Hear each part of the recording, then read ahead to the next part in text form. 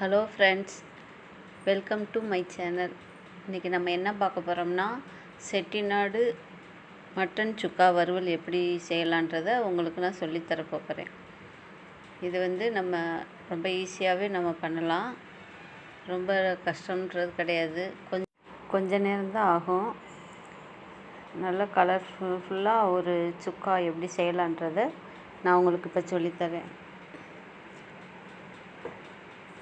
வாங்க வீடியோக்குள்ளே போகலாம். நான் இப்போ 1/2 கிலோ கறி நல்லா க்ளீன் பண்ணி மட்டன் எடுத்து வச்சுருக்கிறேன். நல்லா சுத்தம் பண்ணி க்ளீன் பண்ணி வச்சுக்கிடணும். இப்போ நம்ம எப்பயுமே இஞ்சி பூண்டெல்லாம் நம்ம கடைசியில் தான் தாளிக்கும் போது போடுவோம். ஆனால் நான் ஃபஸ்ட்டே போடுறேன்.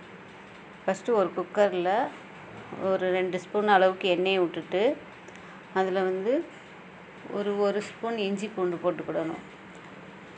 ஒரு 1/4 ஸ்பூன் மஞ்சத்தூள் போடணும்.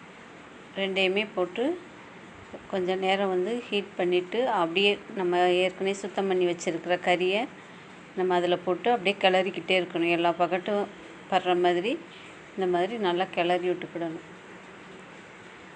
நம்ம உடனே நம்ம குக்கரை நம்ம மூடக்கூடாது. விசில் வர்ற அளவுக்கு மூடாமல் அப்படியே நல்லா கிளறி விட்டுட்டு சும்மா மேலாப்பில் அந்த மூடியை இப்படி மூடி வச்சுக்கிடணும். ஒரு 2 நிமிஷம் மூடிட்டு திருப்பி எடுத்து பார்த்தோம்னா நம்ம ஏற்கனவே கறியில் தண்ணி ஊறி வரும். தண்ணி வெளியேறது நமக்கு நல்லா தெரியும். இந்த மாதிரி தண்ணி வெளியேறின பின்னாடி கறியிலேருந்து தண்ணி வந்த பின்னாடி நான் இந்த மட்டுக்கு தண்ணி இதில் எதுவுமே ஊற்றலை, அதுலேயே ஊறின தண்ணி. இப்போ அதில் நான் ஒரு 1/2 ஸ்பூன் மிளகாத்தூள் போட்டிருக்கேன். கொஞ்சோண்டு உப்பு போட்டிருக்கேன். இது ரெண்டையும் போட்டு நல்லா கிளறி எடுத்துக்கிடணும். இப்படி நல்லா கிளறின பின்னாடி 1/4 கிளாஸு கொஞ்சம் தண்ணியை ஊற்றி நல்லா கிளறிட்டு அப்படியே வேக வச்சுருவோம். இப்போ நான் குக்கரை நல்லா மூடியே வேக வைக்க போகிறேன். ஒரு 2 விசில் வச்சோம்னா கறி நமக்கு, ஏன்னா மட்டன்னால் ஒரு 2 விசிலாச்சும் வச்சா தான் நல்லா வெந்திருக்கும். இப்போ கறி ஒரு பக்கத்து வேகட்டும். நம்ம அதுக்குள்ளே அதுக்கு தேவையான மசாலாவை நம்ம ரெடி பண்ணிக்கிடுவோம். ஒரு கடாயில் ஒரு 2 ஸ்பூன் மிளகு போட்டிருக்கேன். அதே மாதிரி ஒரு 2 ஸ்பூன் ஜீரகம் போட்டிருக்கேன். 2 மிளகாய் போட்டிருக்கு. இந்த 3ஐயுமே நல்லா வறுத்து எடுத்துக்கிடணும். நம்ம அதை உருட்டு மல்லி இருந்துச்சுன்னா அதுலேயும் நம்ம ஒரு 2 ஸ்பூன் சேர்த்துக்கிடலாம். ஆனால் என்கிட்ட உருட்டு மல்லி இல்லை. அதனால் இப்போ இதை 3ஐயும் மட்டும் நல்லா வறுத்துட்டு அடுப்பை ஆஃப் பண்ணிவிட்டு மல்லித்தூளை போட்டு லைட்டாக வறுத்து எடுத்துருக்கேன். இப்போ அதை எடுத்துட்டு வேறு ஒரு பாத்திரத்தில் கொட்டிட்டு இப்போ அந்த பாத்திரத்தில் ஒரு 2 ஸ்பூன் அளவுக்கு எண்ணெயை ஊற்றிருக்கேன். நல்லா எண்ணெய் காஞ்சதுமே நான் ஒரு 2 பெரிய வெங்காயத்தை கட் பண்ணி வச்சுருக்கிறேன் பொடிசாக. அந்த வெங்காயத்தை போட்டு நல்லா வதக்கி எடுத்துக்கிடணும். நம்ம ரொம்ப பொன்னிறமாக வரணும்லாம் கிடையாது. இது ஓரளவுக்கு வதங்கினா போதும்.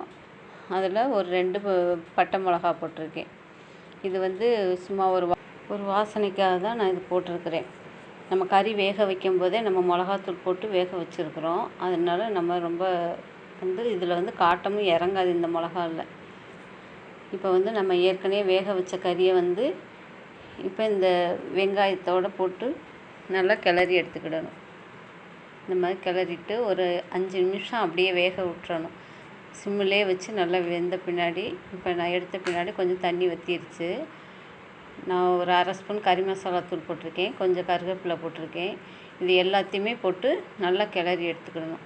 கிளறி எடுக்கும்போது நம்ம ஆல்ரெடி ஏற்கனவே மசாலா, இதுக்கு தேவையான மசாலாலாம் அரைச்சி வச்சுருந்தோம்ல வறுத்து, அதையும் போட்டு நல்லா இந்த மாதிரி கிளறி தண்ணி இப்போ கொஞ்சம் நிறையா இருக்கா, இந்த தண்ணி வற்றுற அளவுக்கு நம்ம நல்லா கிளறிக்கிட்டே இருக்கணும்.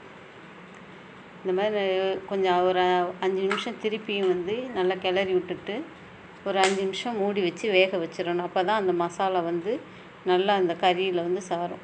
5 நிமிஷம் ஆன பின்னாடி இப்போ பார்த்தீங்களா, கறியில் உள்ள தண்ணியெல்லாம் வற்றிடுச்சு.